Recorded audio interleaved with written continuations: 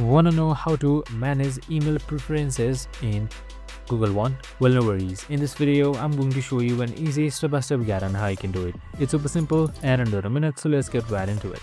Now, first things first is simply open up your Google One application and you should be under this interface right here.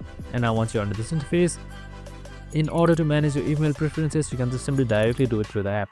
So on the top right side, you should be seeing this hamburger icon. You should open up your menu, just simple like that. And here you should be seeing settings right below membership plans.